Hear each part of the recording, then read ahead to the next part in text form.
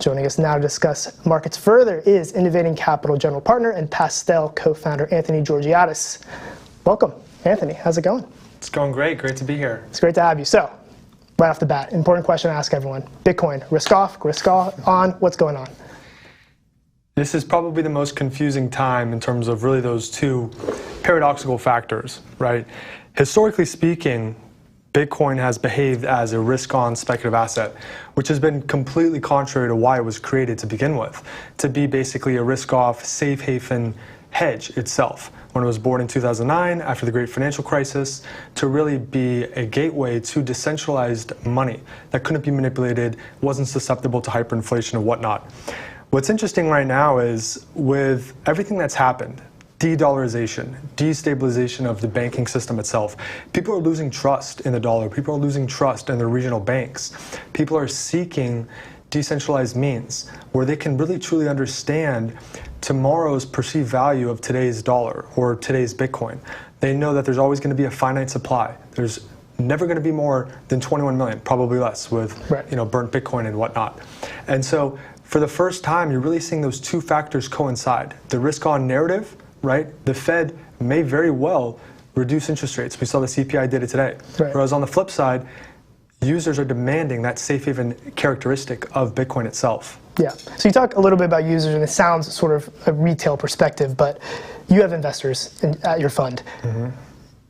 What are investors telling you? Do they buy this idea of Bitcoin being an actual opt-out of the system, or are they moving to a more defensive portfolio and deciding that they're going to get their aggressive risk from Bitcoin? You know, it's actually interesting. I think it's not necessarily what they're telling us, it's more of what they're asking us. Okay. More recently, over the last few weeks, for the first time, not only were LPs or investors calling and asking how to buy Bitcoin themselves, but how can they actually custody it themselves in cold storage, right? I've never really gotten those questions before directly from LPs. Yeah. They want to acquire their own Bitcoin, they want to self-custody it.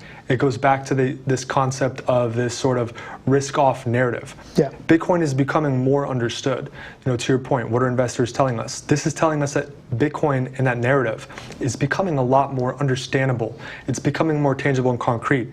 This concept of the volatility, the uncertainty, it's pivoted in terms of they view volatility as a feature of Bitcoin in and of itself, and they also view all the other characteristics as being a completely idiosyncratic and diversified hedge in your broader portfolio. Right.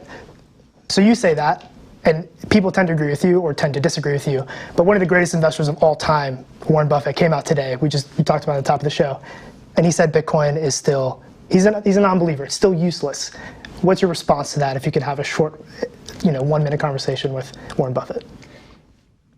The facts are the facts at this point. It's really hard to continue to hold that argument. Granted, he's had a tremendous track record of equity investing and building a portfolio of US-based businesses, etc.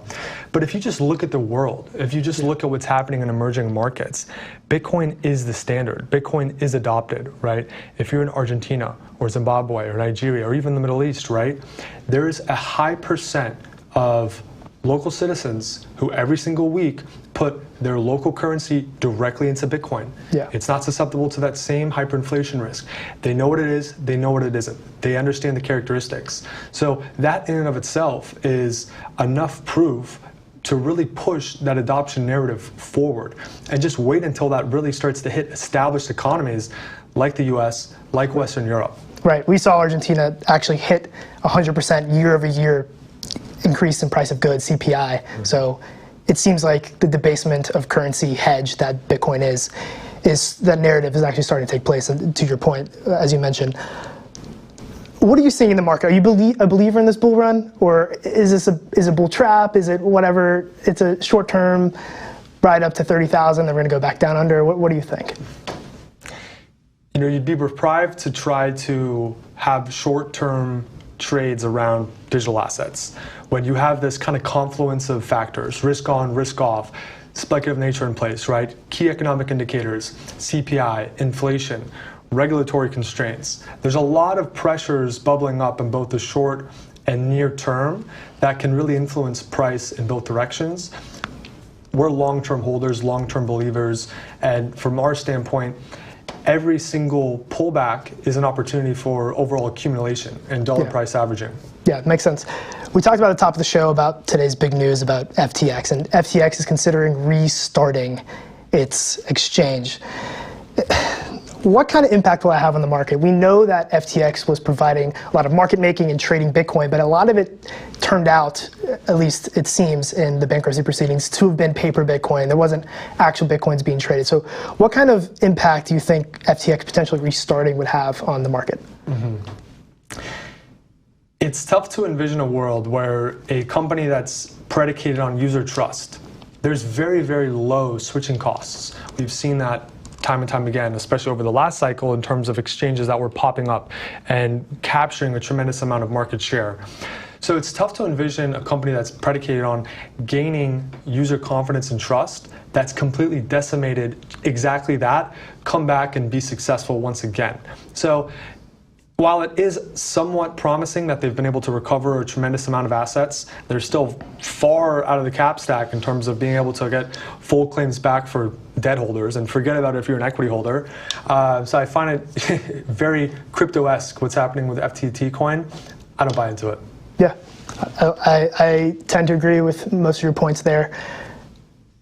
The FOMC, what do you think is going to happen? Are we going to get a rate cut? Are we going to get rate rises? Are you in the 25 bips camp? Are you in the 75 bips camp? Are you in the they're going to cut rates camp? What camp are you in?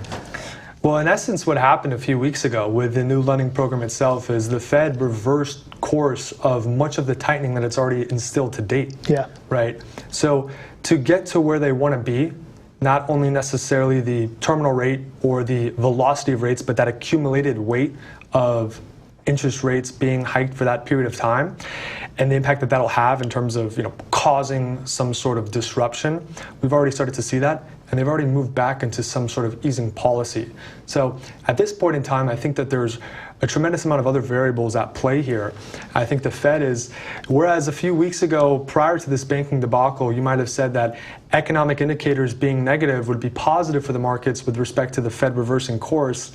At this point in time, I think it's probably shifted its direction here, and the Fed might be too deep past where its point of kind of control with respect to what it's recently caused in destabilization.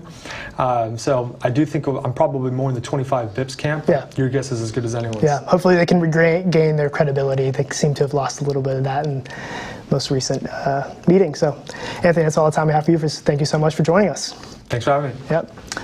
So that was Anthony Georgiades from Innovating Capital.